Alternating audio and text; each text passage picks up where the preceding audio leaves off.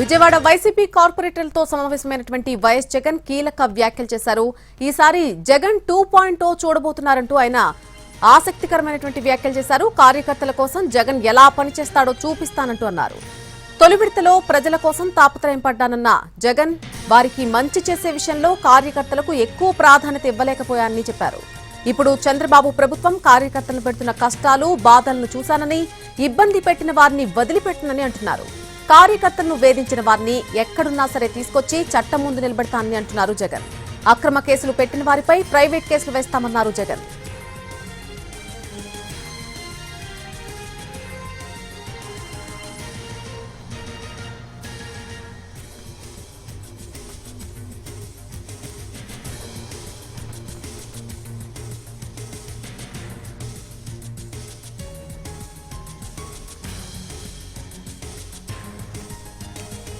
Vijayawada YCP కార్పొరేటర్లతో సమావేశమైనటువంటి YS Jagan కీలక వ్యాఖ్యలు చేశారు.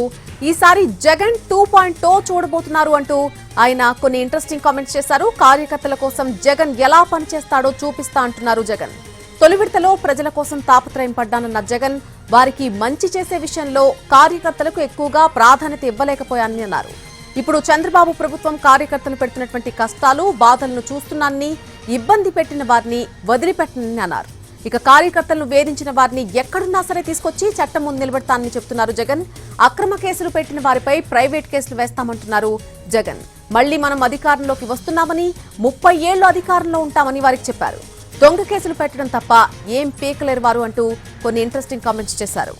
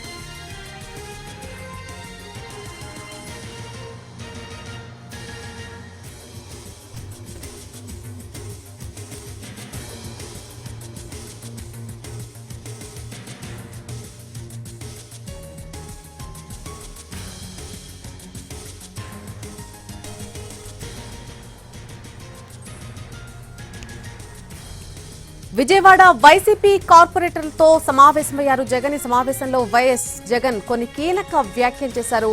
ఈసారి జగన్ 2.0 మీరు చూడబోతున్నారు అంటూ ఆయన కొన్ని వ్యాఖ్యలు చేశారు. కార్యకర్తల కోసం జగన్ ఎలా పనిచేస్తాడో చూపిస్తా అంటున్నారు జగన్. తొలి విడతలో ప్రజల కోసం తాపత్రయపడ్డాను, వారికి మంచి చేసే విషయంలో కార్యకర్తలకు ఎక్కువగా ప్రాధాన్యత ఇవ్వలేకపోయాను అంటూ ఆయన చెప్పుకొచ్చారు. ఇప్పుడు చంద్రబాబు ప్రభుత్వం కార్యకర్తలు పెడుతున్నటువంటి కష్టాలు బాధలను చూస్తున్నానని, ఇబ్బంది పెట్టిన వారందరినీ కూడా ఎట్టి పరిస్థితుల్లోనూ వదిలిపెట్టనని అన్నారు జగన్. కార్యకర్తలను వేధించిన వారిని ఎక్కడున్నా సరే తీసుకొచ్చి చట్టం ముందు నిలబెడతానని అంటున్నారు. అక్రమ కేసులు పెట్టిన వారిపై ప్రైవేట్ కేసులు వేస్తామన్నారు. మళ్లీ అధికారంలోకి తామే వస్తామని, 30 ఏళ్ల అధికారంలో ఉండబోతున్నామని చెప్పారు. దొంగ కేసులు పెట్టడం తప్ప టీడీపీ వాళ్లు ఏం చేయలేరని అన్నారు జగన్.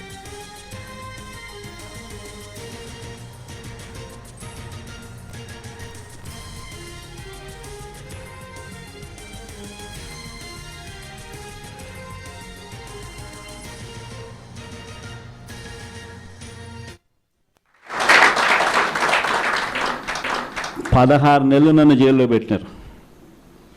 నా మీద కేసులు వేసింది కూడా మళ్ళీ ఎవరో కాదు, అటు కాంగ్రెస్ ఇటు తెలుగుదేశమే. నా పిటిషన్లో ఎవరు పిటిషనర్స్ అంటే అటు కాంగ్రెస్ ఎమ్మెల్యేలు ఇటు తెలుగుదేశం పార్టీకి సంబంధించిన నాయకులు. కేవలం రాజకీయంగా ఎదుగుతున్నాను అని ఒకే ఒక కారణంతో దొంగ కేసులు బనాయించారు.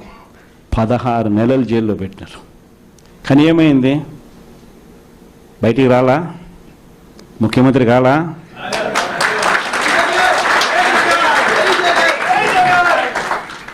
ప్రతి ఒక్కరు ఇది గుర్తుపెట్టుకోండి.